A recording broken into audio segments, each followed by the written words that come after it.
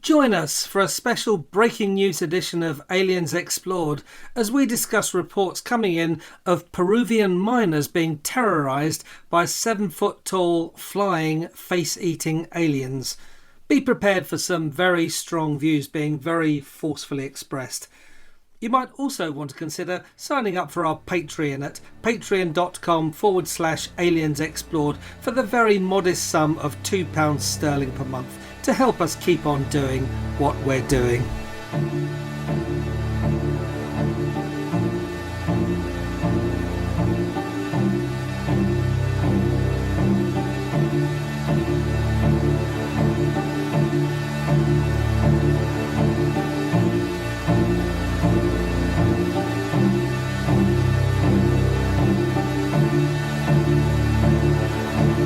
Aliens Explored is a weekly podcast exploring famous and obscure cases of UFO sightings, alien abductions and other strange events from both a believing and a sceptical perspective whilst keeping an open mind. I'm Stu Jackson, a professional actor and amateur ufologist with a particular interest in the crop circle phenomenon. I'll be debating that otherworldly visitations are real. The truth is out there. And I'm Neil Kelly. I'm a professional actor as well and used to work for the military as an intelligence analyst. I'll be arguing from a more doubtful point of view. I mean, it's all a bit far-fetched, isn't it?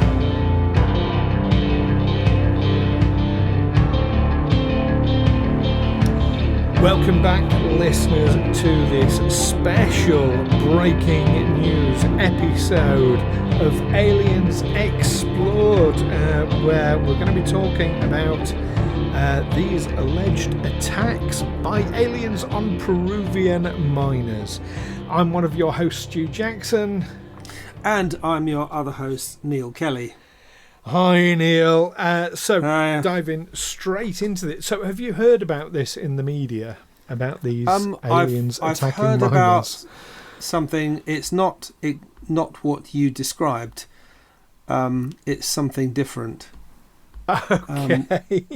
Okay. So it's what you said was this start attack by by telling aliens listeners what on I've miners. described. Okay, what you've described is extraterrestrials attacking miners in Peru. Allegedly, What I found in the media, allegedly attacking miners in Peru. What I've read in recent news is of indigenous peoples or locals in this area of Peru being attacked by what they thought was extraterrestrials, but it's been blamed on illegal gold miners who were basically doing a Scooby-Doo on them, preying on their fears and their superstitions to frighten them away from their area of operation. That apparently these illegal gold miners, they are involved with, I think this is a side hustle for the drugs cartels from various countries, and they're mining for gold and they want to keep people away from their operation. That's what I've read. Okay, so you're straight in there with the debunking side of it. Not with the debunking. It's just I've heard a different story. I haven't heard of miners. I've tried to find it, but there's searching on miners in Peru, UFOs. It just comes up with these UFO attacks or these alien attacks on these local people, and the police saying we think it was there are criminal gangs operating illegal gold mines in the area. We think that they did something. There was talk about them flying around with jetpacks. Well, let's I feel we're getting ahead of ourselves a little bit here. So for any of our listeners who aren't familiar with this story, so going back to I believe it started at around the 11th of July this year. So we're recording this 15th of August 2023.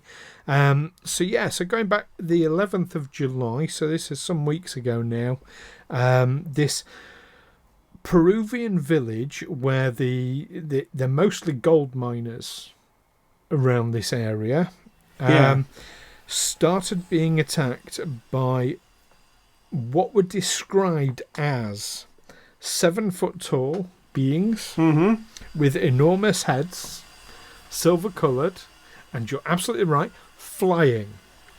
Yeah.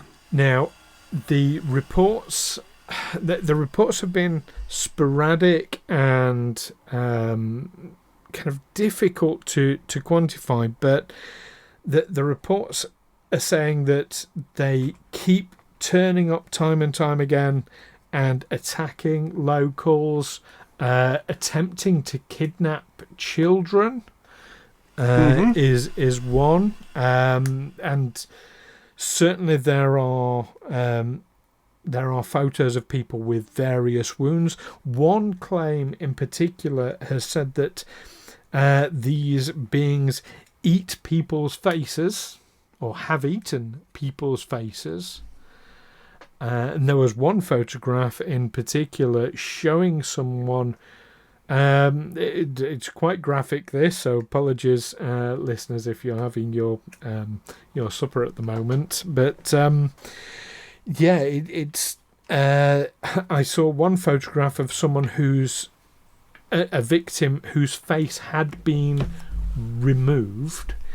Now, it was suggested that perhaps piranhas could have done it, but there were straight lines around the edges of the skin. It put me in mind of cattle mutilation, I have to say.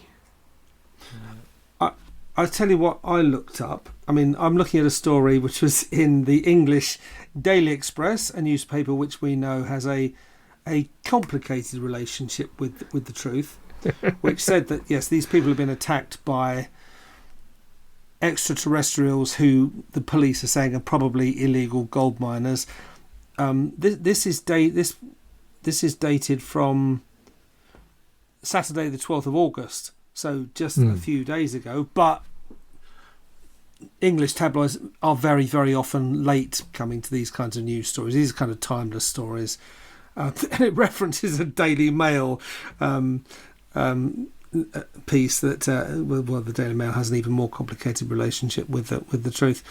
Now, these villagers believe in something called the Pelakaras, the face eaters. Yes. This is I don't know if it's they think they're extraterrestrial or extra dimensional beings, or just beings out of folklore that eat faces. However, there is something in that region called the Staphylococcus bacteria, which is carried by the leishmanic parasite, which is a single cell parasite, which is a flesh eating parasite. And there was an article, or there was a piece on the Peruvian UFOs, and someone called Ben Hansen, talking to News Nation on Newsnight, said that yes, there are these parasites, and it was an article about someone it was just a minor sandfly bite that got infected, and basically he lost a cheek off his face and nearly died, because obviously the infection spreads and starts attacking other organs. So it's pretty horrific.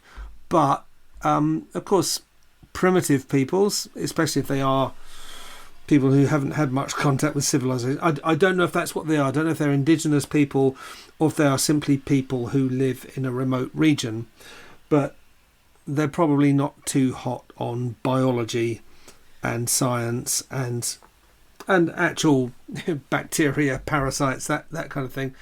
But that is there are many documented cases of people having their faces eaten off because you get bitten on the face.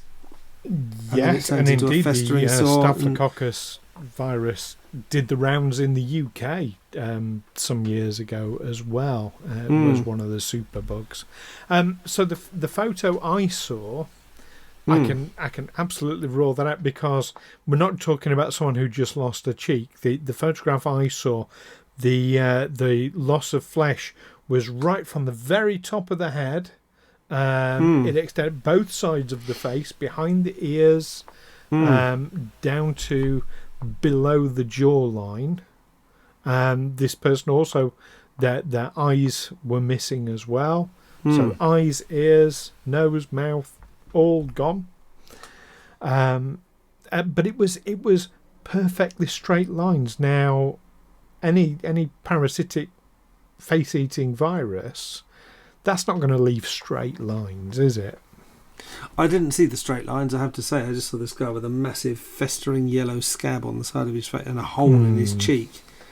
This was down to basically the person's skull. It was like the skull had been picked clean,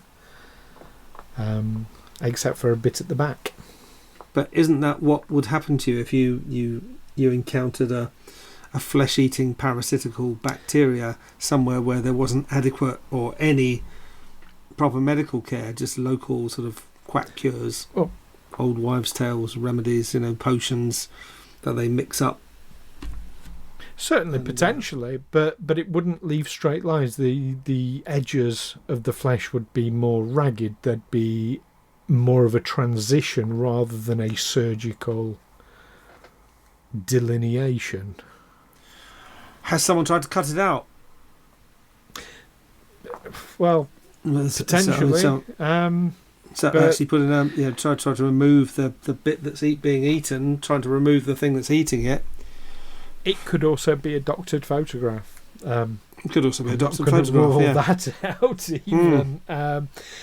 So yeah, there's that, but that's just one aspect of this. There are photographs of these flying entities, let's call them, without knowing what they are. And so this idea that it's basically it's local mafia types, it's local mobsters. In fact, they're not even local. They're from all over. The police were saying they've been kicked out of places like Colombia, Mexico. There are elements of the FARC, the FARC, the left-wing guerrilla group in Colombia. Displaced gangsters. Gangsters, revolutionaries, whatever. But basically involved in criminal activity, which they wanted. But of course, we've got two different stories about it. You've got a story about miners being attacked. I've got a story about miners being blamed for attacks on people who live near the mine. Well, the people who live near the mine who have been attacked do work in the mine, and that's the claim, isn't it? That these gangsters have come along trying to frighten everyone away from the gold mines so they can go in and get the gold themselves. Well, yeah, you wouldn't do that if you wanted them to work in your gold mine, would you? But you don't want them to work in the gold mine. You want to get the gold yourself rather than it going into other people's hands. I mean, Elon Musk got rich because his family owned an emerald mine, but I doubt if he ever went down there himself looking for emeralds. No, but you get other people to do it for low wages. Whilst this was under apartheid South Africa, it was perhaps slightly more legitimate than, and perhaps only slightly, more legitimate than what these cartels are doing. But or certainly more government sanctioned.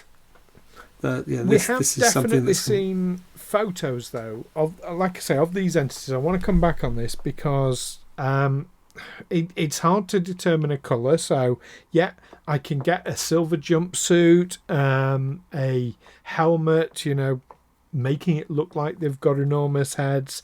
7 foot tall, that's a bit more far-reaching. And flying, it does look like they're wearing some sort of backpack. But we're talking about really advanced jetpack technology. Jetpacks exist. There's no two ways about them. But they are huge pieces of kit. They're pretty much, they're vehicles that you strap yourself into, not just like you don't slip it on like a backpack. That technology does not exist to do that. I know when we were kids, Neil, it was all by the 2020s, we'd all be flying around in our jetpacks, but that image, whilst jetpacks exist, the idea of a backpack-sized jetpack, that's still science fiction. What about these packs? It's not actually a jet. It's like a long, flexible tube which you use on water. It'll lift you out of water basically on a column of water inside. Yes. Were they near a lake? Could it have been something like that? That's a far more accessible kind of flying technology.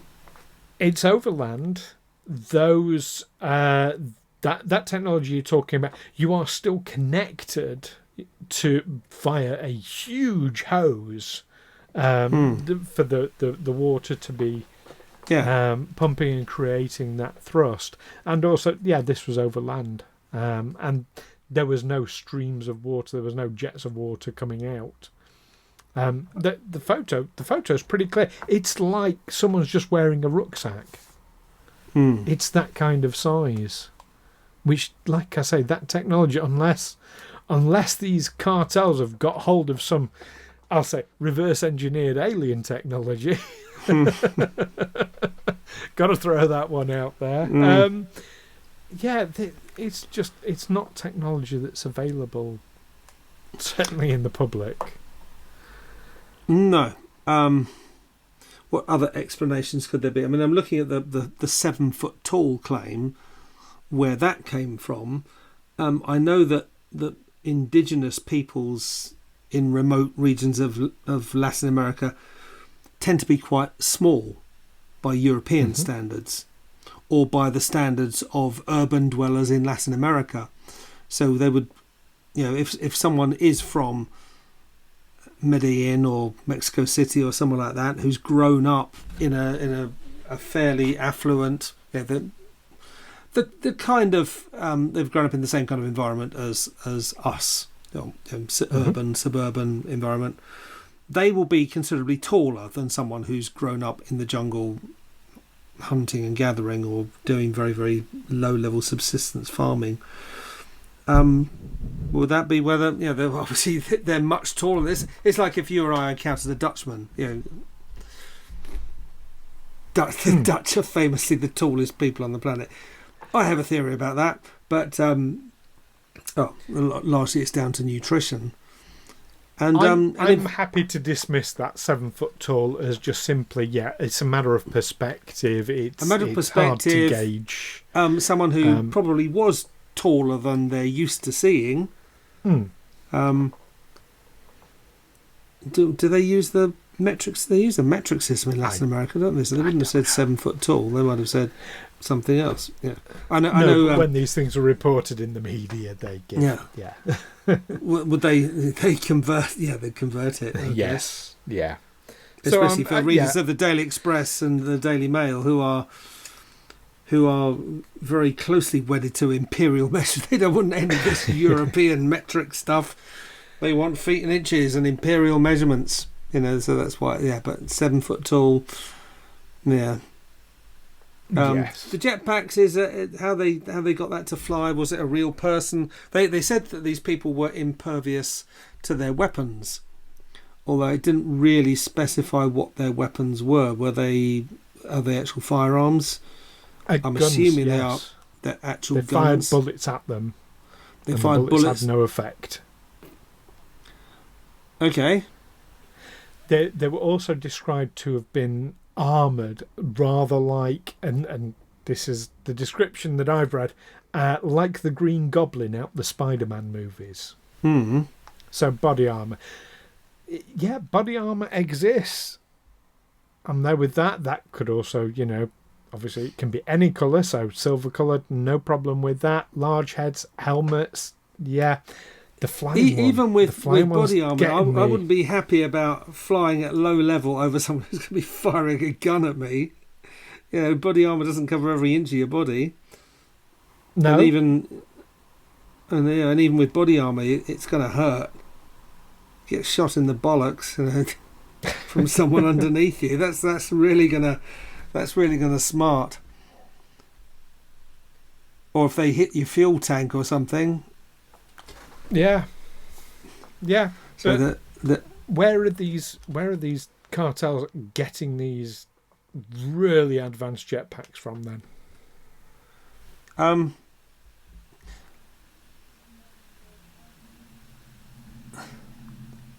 It's hard to say. I'm looking at this picture. Does it believe the gold miners were using jetpacks? But honestly,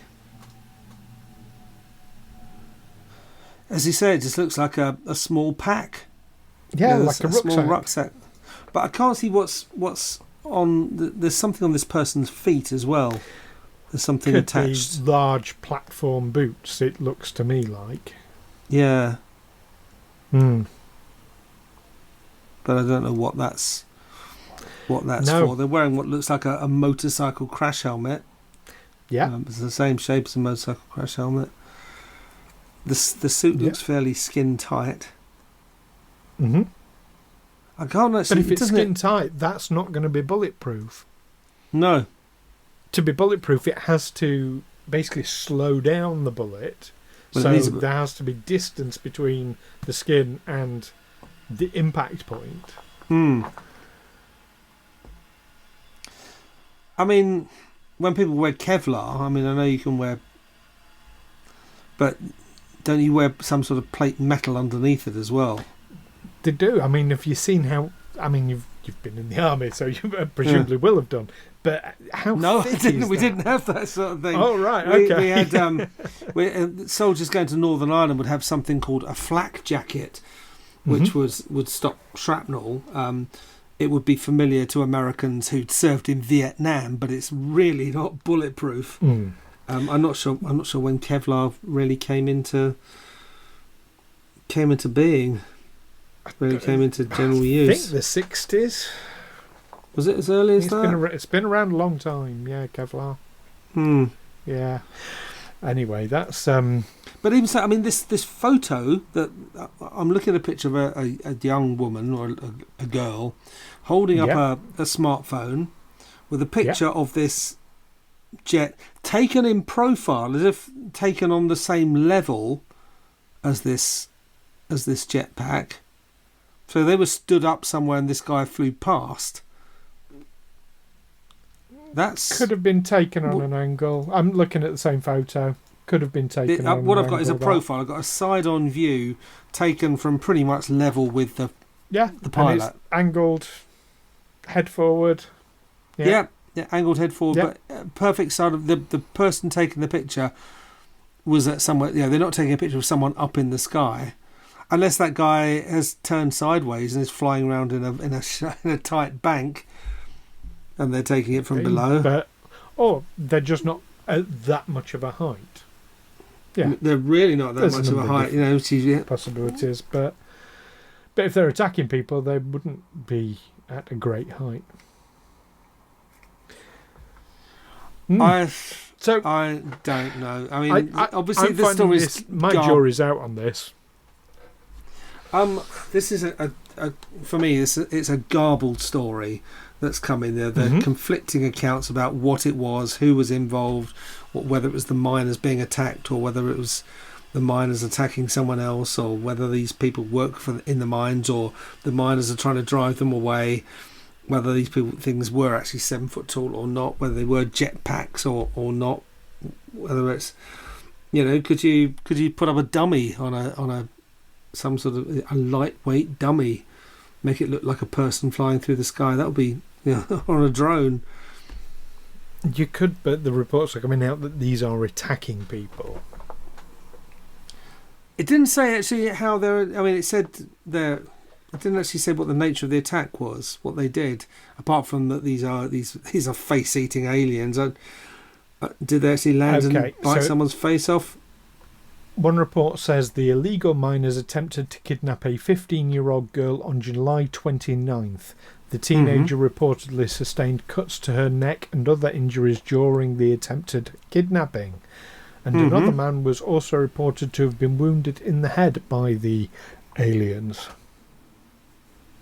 So the aliens or the kidnappers? Well, same thing.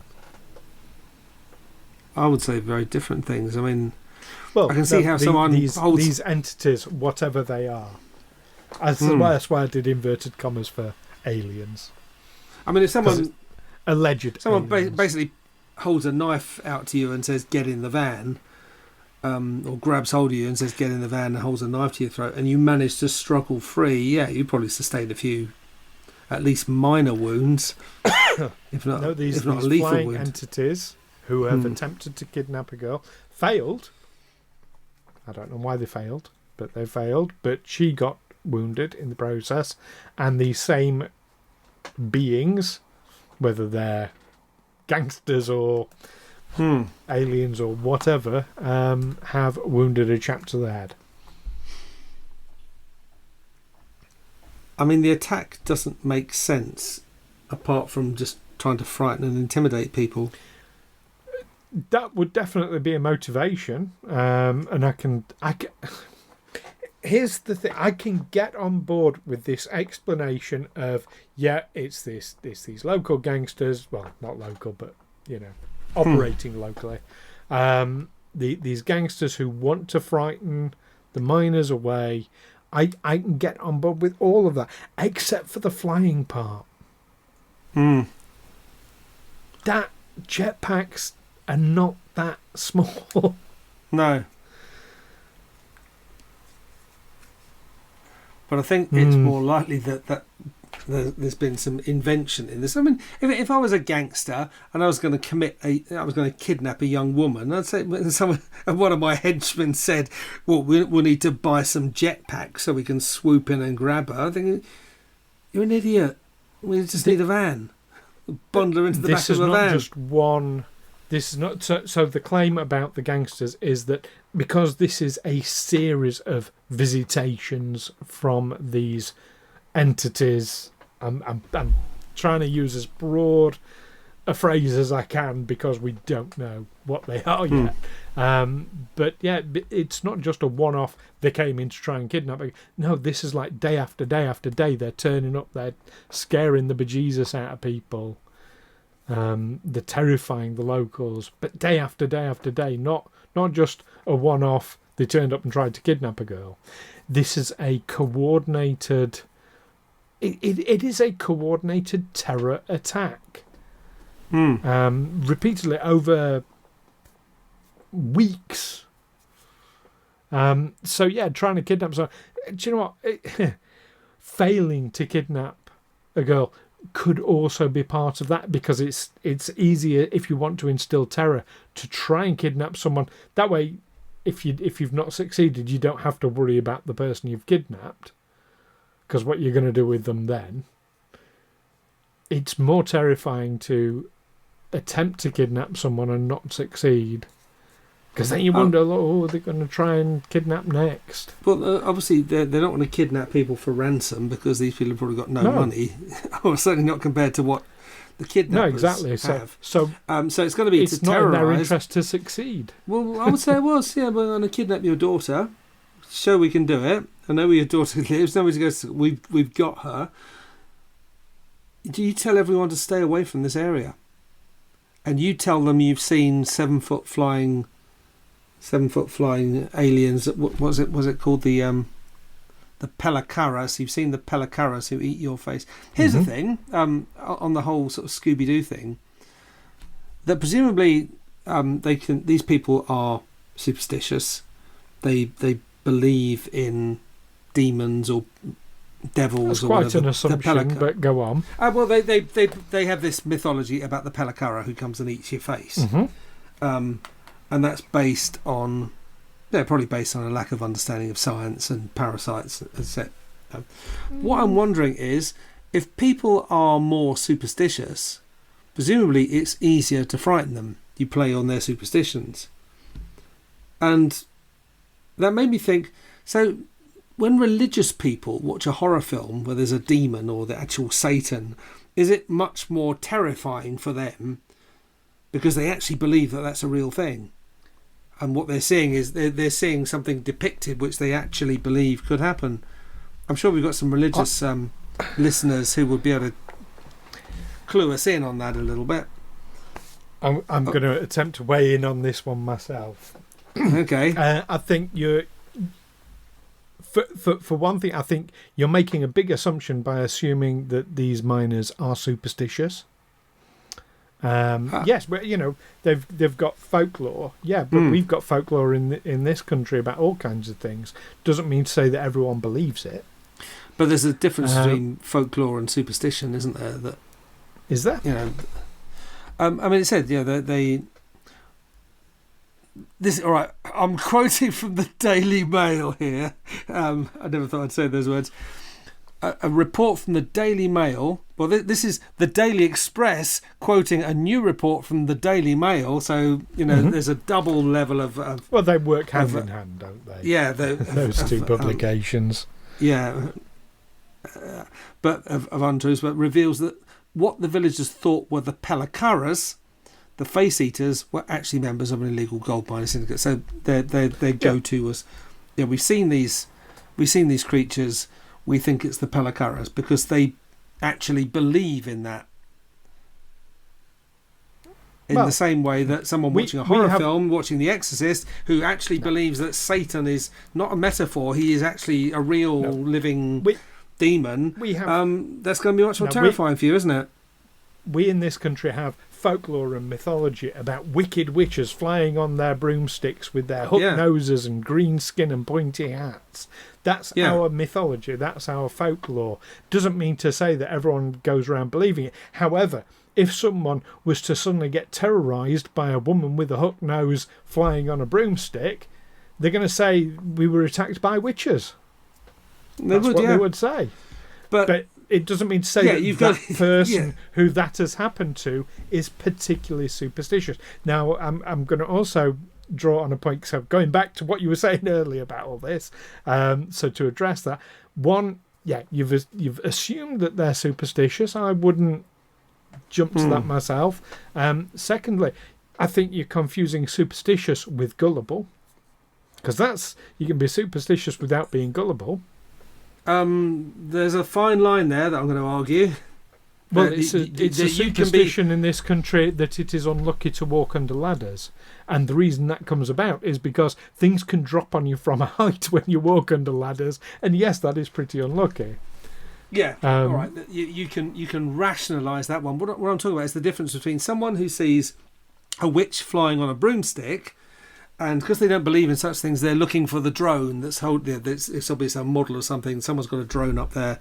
They're flying, and I've seen it done. I've seen a YouTube video where someone's created this very lightweight looking witch, which can be supported by a drone and fly around and terrorise people.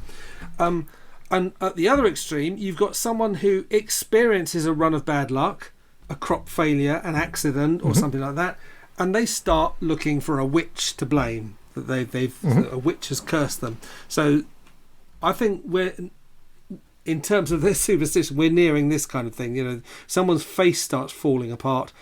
It's a demon called the Pelakara. It's not, it's not a parasite.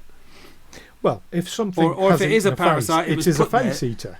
Yeah, it was put there by a supernatural being. They believe that these creatures live in the woods, and I think it's easy just to dismiss these locals with their superstitions, but I tend to find there's often more to it than something as simple as there's more to it. But if someone believes in these things, then it's more easy to, I would think, frighten them with it. I'd be interested to know, do religious people watch horror films, or is it too much for them? Of course they do.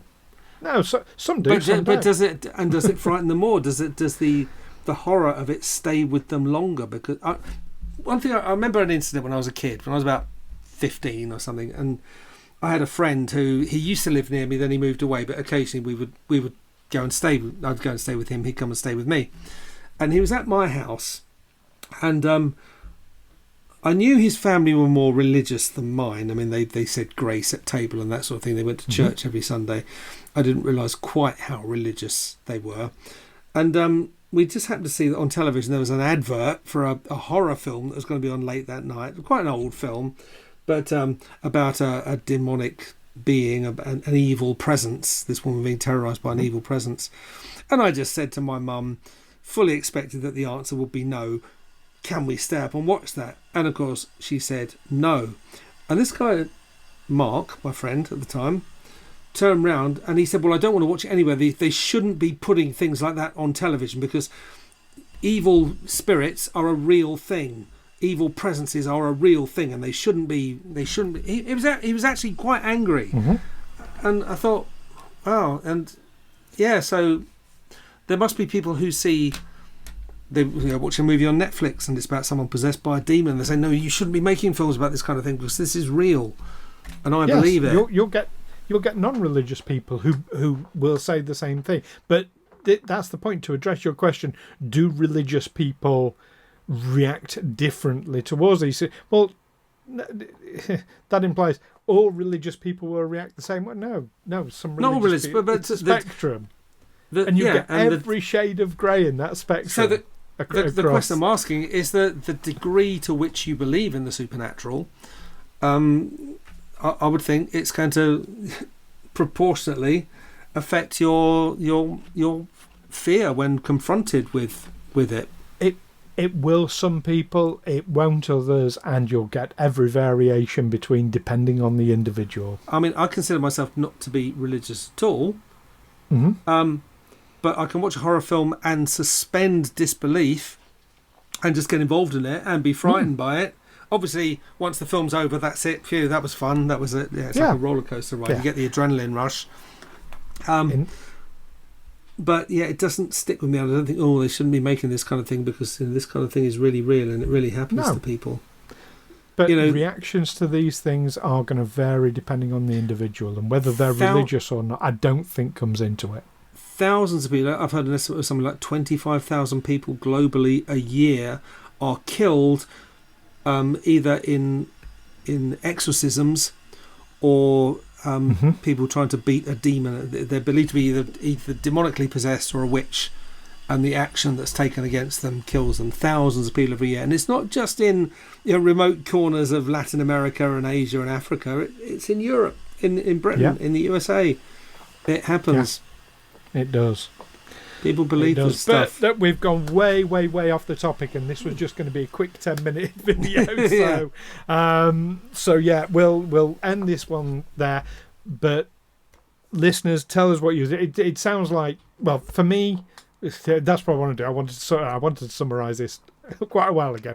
For me, my jaw is completely out on this. Like I say, I can dismiss the whole thing as gangsters, except for this flying thing with the jetpacks. That doesn't make sense to me.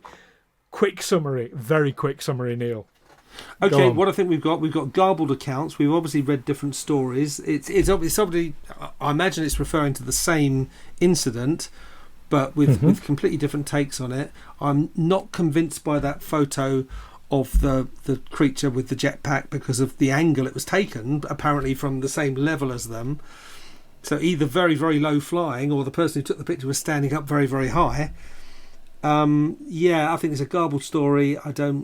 And the sources I've read, I mean, we're talking the Daily Express, the Daily Mail. Let's not give them too much credence. They will run with anything they think will entertain their readers without much regard for the verity of it. They're the only people who've picked up the story here in the UK.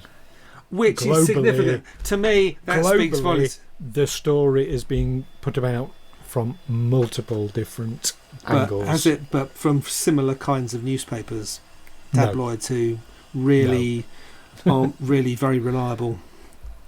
No. Not just that, globally. Yeah. Okay, so who do you think is... So, summarise, who do you think is behind it? Who or what?